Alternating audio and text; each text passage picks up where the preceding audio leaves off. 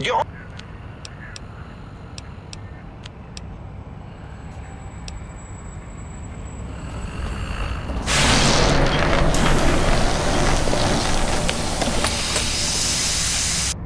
Well, well.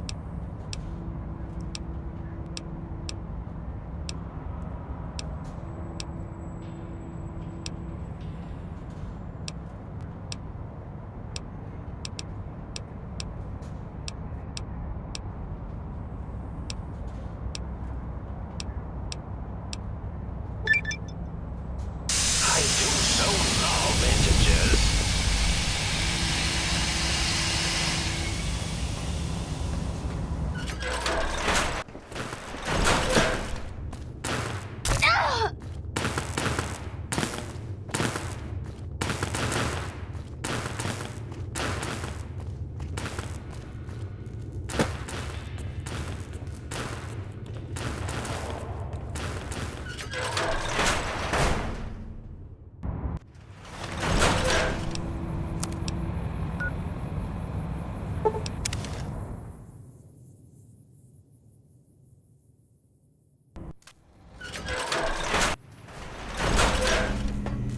You require some addition.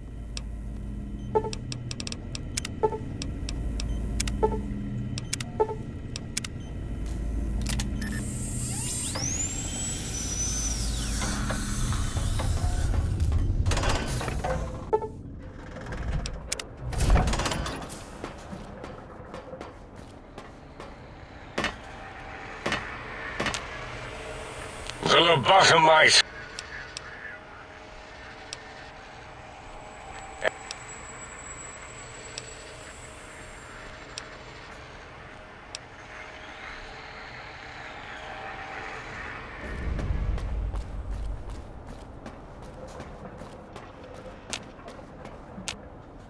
As it had been in the years before the Great War, Big Mountain, the Big Empty, became home to one of the brightest minds of the 23rd century.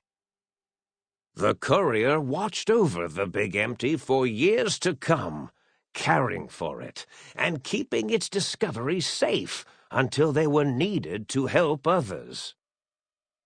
Which had always been Big Mountain's purpose.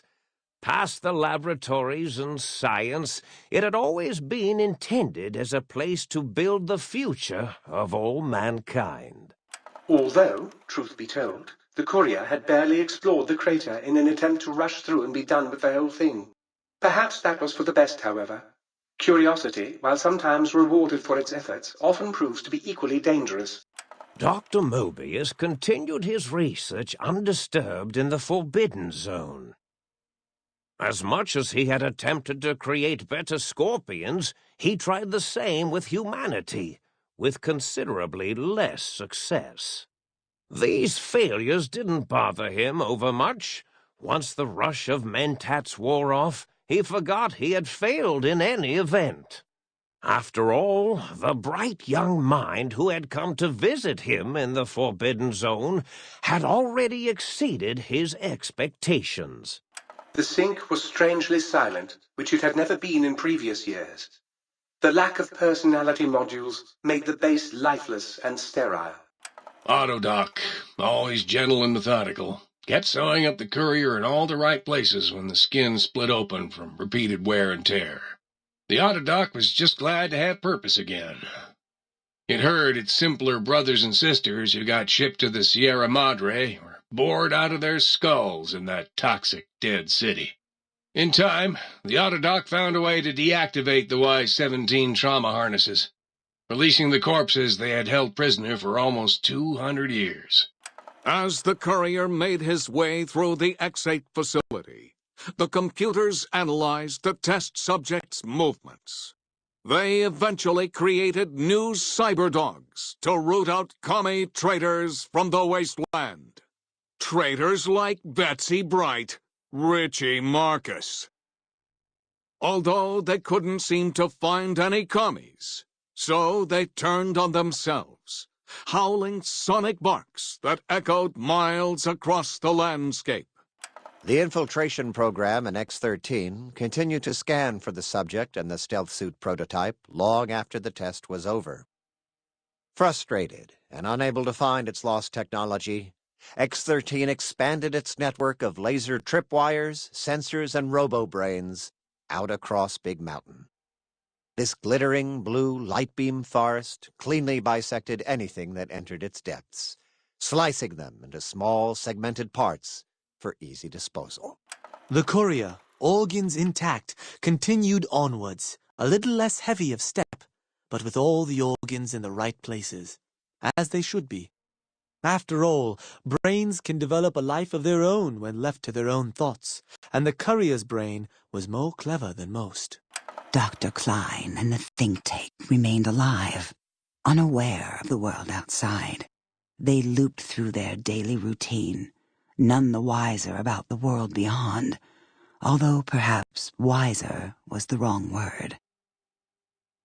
The world outside belonged to the courier, and if anyone would shape it, well, the courier had already called dibs.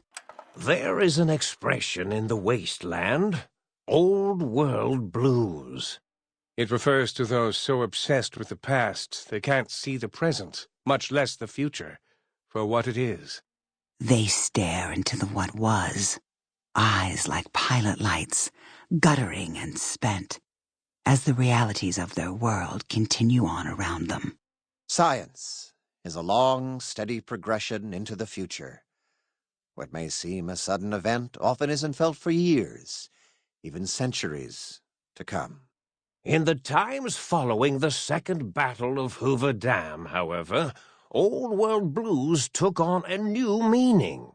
Where once it was viewed as a form of sadness, nostalgia, it became an expression describing the potential for the future. It can be easy to see science as evil, technology unchecked as the source of all ills, all misfortunes. With the courier at the helm, science became a beacon for the future. There was old world blues, and new world hope. And hope ruled the day at Big Mountain. We could say more, but the stories in the Big Empty speak for themselves. Now armed with the transportal Ponder, the courier could return to the dome at any time and crack open the secrets of the Big Empty one by one. The Sink sat vigilant, waiting for its master to return, shoes covered in Mojave dust. Only one road yet remained, and it was one the courier had to walk alone.